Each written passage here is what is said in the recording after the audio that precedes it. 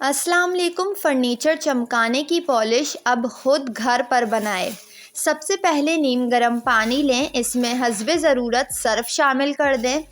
अब इसको किसी नरम स्पंज की मदद से अपने फ़र्नीचर को साफ़ करें ताकि इससे धूल, मिट्टी, चिकनाई वगैरह साफ़ हो जाए।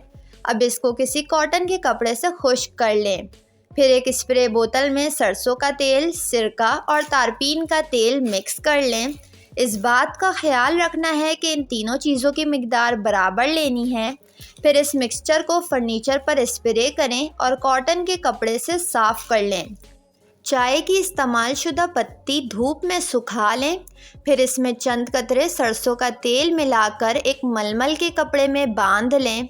फर्नीचर पर आहिस्ता आहिस्ता मलें, फर्नीचर चमक जाएगा। सफ़ेद फर्नीचर के लिए ठंडे पानी में ज़रा सा सफ़ेद सिरका डालकर साफ़ करें।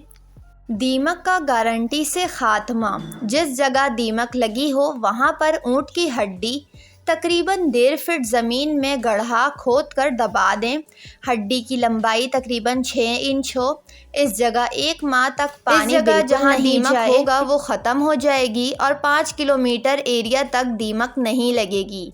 वीडियो को लाइक और चैनल को ज़रूर सब्सक्राइब कर लें।